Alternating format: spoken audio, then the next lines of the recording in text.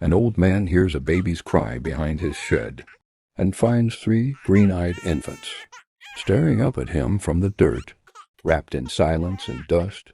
Please subscribe to our channel. We're building a community where kindness is our most cherished and honored word. Thaddeus Quinjera had long since stopped praying for miracles. A widower, a farmer, a man left behind by the world. He spent each morning wandering his scorched land, whispering his wife's name. But that morning, something changed. His donkey brayed sharply and wouldn't move. Then he heard it, a cry no 3.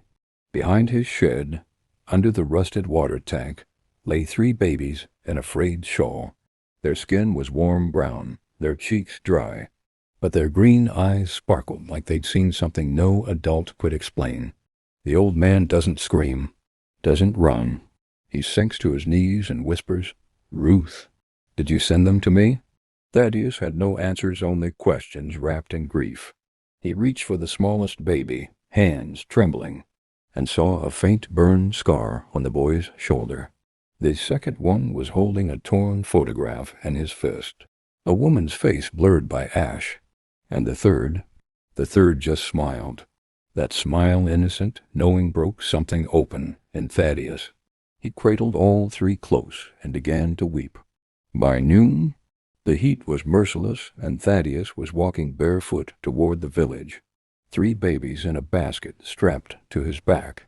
The village clinic was 10 kilometers away, but Thaddeus didn't hesitate. He wrapped the boys in the cleanest cloth he had, placed them in his old grain basket, and tied it to his back. Every step sent pain through his knees, but he pressed on. Passers-by stared, whispering. Some offered water. Others crossed the road. But Thaddeus kept walking, whispering, "They need a future, and I still have breath." At the clinic door they told him, "We don't treat orphans. Not without paperwork." He whispered, "They'll die before that comes." Thaddeus didn't beg. He just sat down outside the clinic door and began singing an old lullaby his wife used to hum. One of the babies cried weakly, his lips dry and cracked. The nurses peeked through the curtain. Then one, a young woman with kind eyes, stepped outside and knelt beside him. She didn't ask questions. She touched the baby's forehead and shouted, "Get the 4 bags. Now."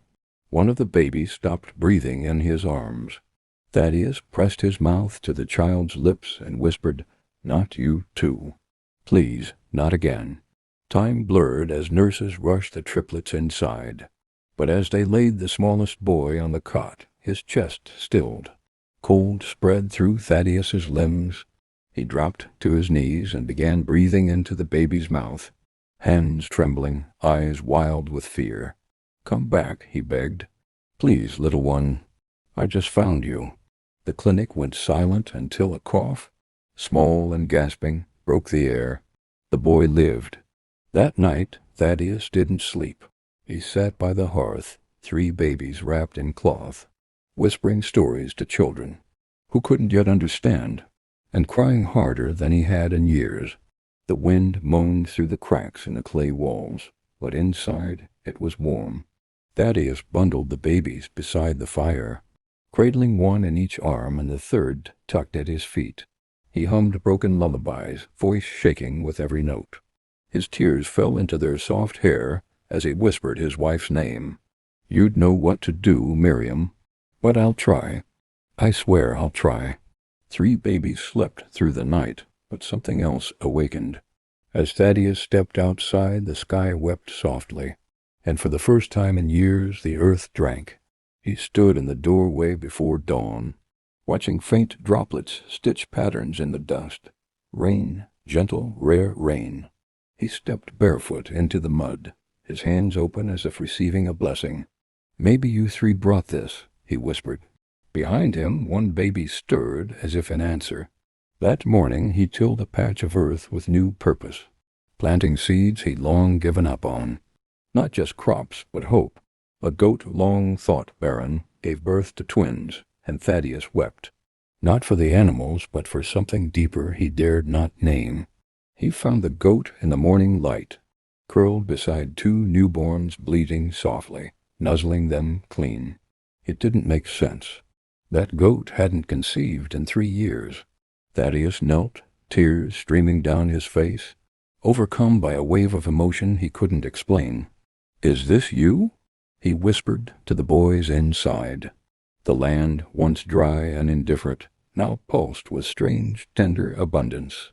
And somehow it all felt connected to 3 tiny souls who had no words, only presence. A village elder pointed at the boys and said, "They don't belong here." Thaddeus didn't flinch. Neither did miracles. Until they arrived. As the triplets grew, so did the whispers. At the market, some neighbors nodded politely. Others sneered. "He's too old. They're too strange." The boys were kind, obedient, thriving, but still judged. One day, an elder confronted Thaddeus directly. "This isn't natural," he spat. "You're inviting trouble." Thaddeus didn't argue. He only turned to see the boys helping a limping child lift his bucket at the well. "If that's trouble," he said softly, "may the world be flooded with it." Jiro held a dying bird in trembling hands. "I don't want it to hurt," he whispered. Thaddeus knelt beside him. "Then love it until it flies or rests." The triplets had a softness the world didn't teach. One evening, Jiro found a bird with a broken wing near the garden. Tears welled in his eyes as he cradled it. Thaddeus showed him how to wrap the wing gently with cloth. "It might not make it," he warned. But Jiro kept watch through the night, whispering songs, warming it by the fire. By morning the bird fluttered once, then stilled. Jiro didn't cry. He buried it under the mango tree. "At least," he said, "it didn't die alone." Thaddeus placed a hand on his shoulder, silent with reverence. Vantu stood in the doorway, rain pouring behind him, his tiny hand gripping a clay cup. "Father," he said, voice shaking, "why did no one want us?" The question shattered the evening quiet. Thaddeus looked up from the fire, startled. He saw not just a boy, but a wound. He set down the kettle and opened his arms. Vantu crossed the room slowly, the cup still trembling in his hand. Thaddeus lifted him gently into his lap. "They didn't know your worth," he said, voice rough. "But I did. The moment I saw you." Vantu nodded once and leaned into his chest, where the beating of an old man's heart spoke louder than answers. Cale slammed his hand on the old table. "Then why do I keep dreaming of a woman crying in the dark?" he asked. "Why does her voice sound like it belongs to me?" The room fell silent. Even the goats outside seemed to hush. Jiro shifted uneasily, eyes darting between his brothers. Thaddeus closed his eyes. The truth he had buried with time now clawed at the edges. "Sometimes the heart remembers what the mind never knew," he said gently. Cale's fists unclenched. "She's calling me," he whispered. "In my dreams she calls me by name. Not the name you gave me. A different one. I think I remember her face," Jiro said softly. "Not like a photo. Like music. A song I've never heard, but somehow still know." Thaddeus's breath caught in his throat. Outside, the sky darkened with a coming storm. Vantu walked to the door, staring out at the horizon. "Something's pulling us back," he said. "Maybe it's time we follow it." Thaddeus rose slowly, gripping the edge of the chair for support. "If you go looking," he warned, "you may find more than truth. You may find pain." Jiro turned to him, eyes moist. "Maybe truth is pain, but maybe it's also freedom." Cale stepped forward, voice trembling. "If our mother died to protect us, then hiding is no longer honor. It's silence." That night, the brothers lit a fire beneath the old baobab tree, the one they'd always played beneath as children. They sat in silence until Vantu spoke. "We don't just owe her our lives. We owe her the truth." The wind picked up, warm and wild, carrying the scent of earth and memory. Cale pulled a warm scarf from a wooden chest inside faded, olive-colored with delicate stitching at the edge. Miriam had said their mother wrapped them in it. He held it close to his face, eyes shut, breathing in what little scent remained. "Tomorrow," he said, "we start the journey. Not just to find out who she was, but who we are." Jiro clutched a cracked photograph from the village trader. 3 men in suits stood beside a young maid, her eyes hauntingly familiar. The following morning, they visited a trader who'd once delivered goods to the mountain estates. "I remember her," he said, pulling out a weather-worn photo from behind old tobacco tins. In the picture stood 3 well-dressed men, one wearing a signet ring etched with a royal crest. Beside them, a young maid with sad eyes and a gentle smile, eyes just like Cale's. The trader's hands shook. "She never said much, just called me brother once and asked if I believed in miracles." Jiro's voice cracked. "She was one." The trader nodded. "And someone wanted that miracle buried." Cale tore through the village archives until he found it, his mother's scarf, buried in a forgotten evidence box. With the photo as proof, Cale visited the old constable's office. Now dusty and crumbling, a frail clerk remembered the case. "Abandoned triplets. We logged it, but no one claimed them."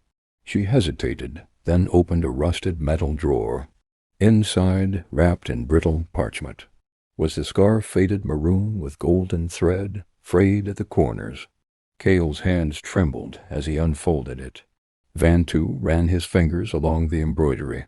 "She touched this," he whispered. The room fell silent. Even the clerk wiped her eyes. For the first time, the brothers felt her presence. Jiro stared at the scarf, then whispered, "What if she's buried alone somewhere? Forgotten?" The weight of that possibility hollowed the air. They had her scarf, her story, but not her resting place. "We owe her more than memory," Vantu murmured. So they set off with Miriam, who now walked slower, her body bent with time. She led them deep into the forest, past tangled roots and fallen leaves, until they reached a quiet glade. "Here," she said, pointing at a small stone, half buried and blank. "I didn't mark it. I was afraid."